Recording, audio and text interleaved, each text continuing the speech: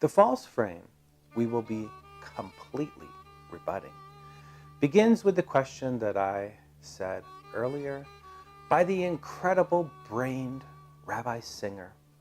What possible comfort and assurance would Ahaz, who was surrounded by two, I think he means TWO, overwhelming enemies, have found in the birth of a child 7 centuries later?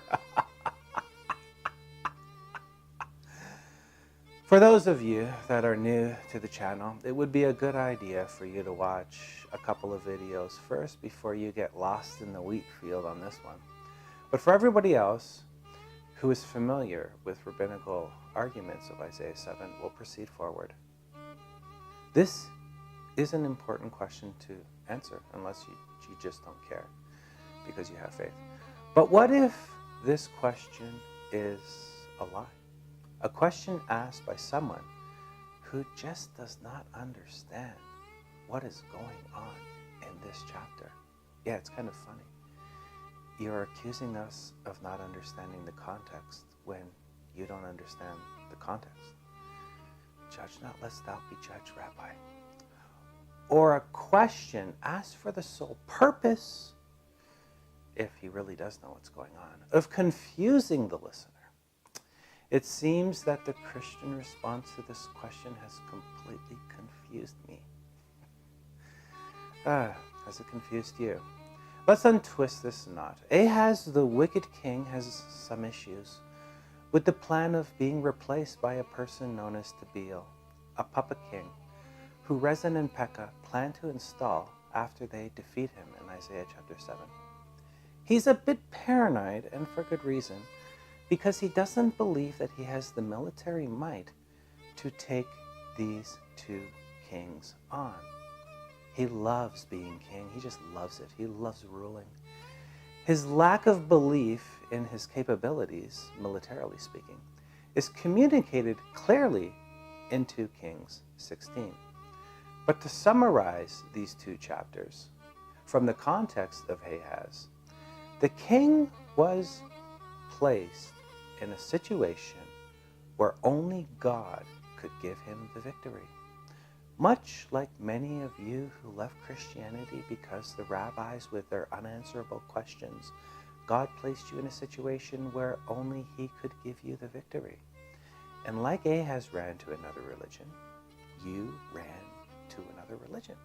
He's a lot like you, so you should be able to relate really well to what's going on here.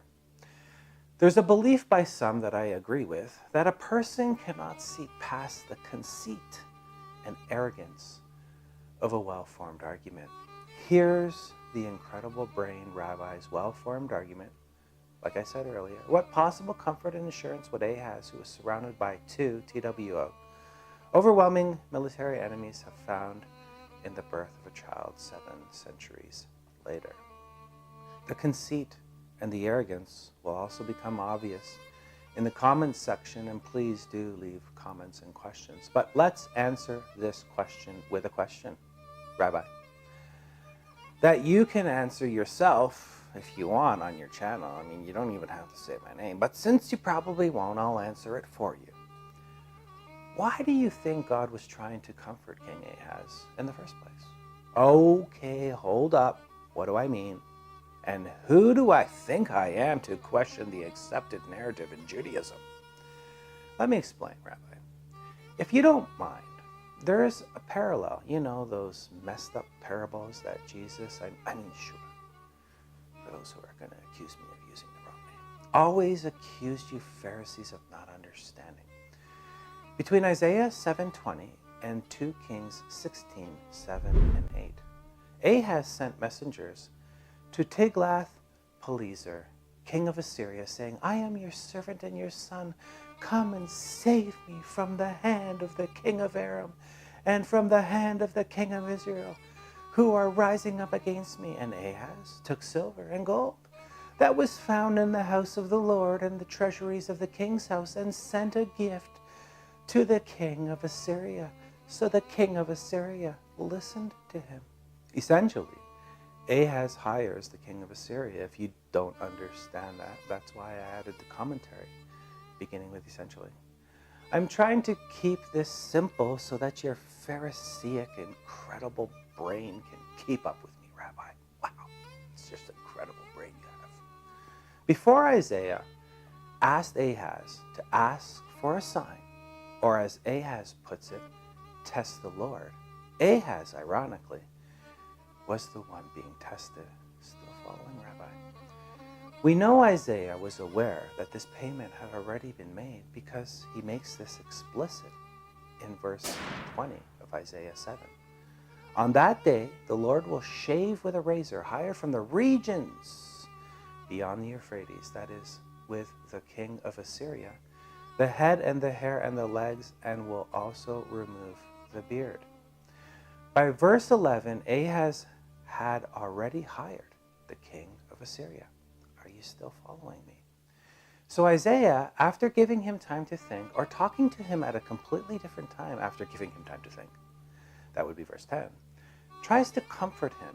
I totally agree. But once Ahaz rebukes Isaiah, the comforting is over. And we know that the comforting is over because how the hell is this verse a comforting verse?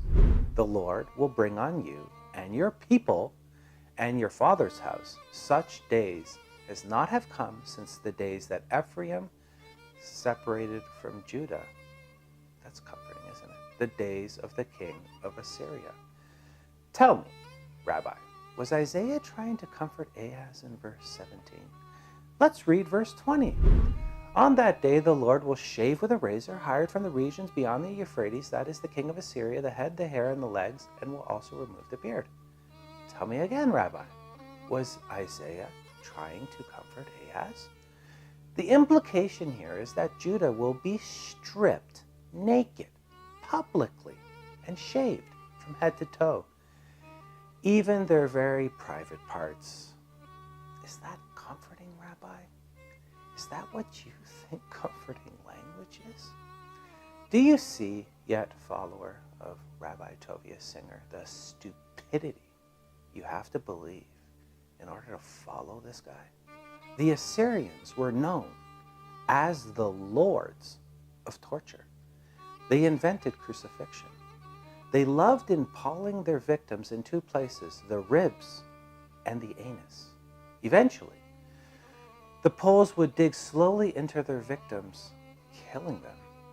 They were known to flay the skin off the peoples they conquered and make conquered peoples dig up their ancestors and grind their bones. How comforting, isn't it?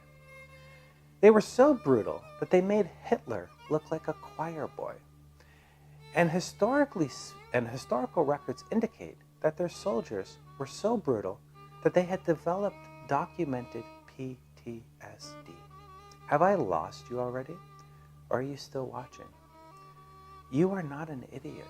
You know verses 17 to 20 of Isaiah 7 were never meant to comfort Ahaz, correct?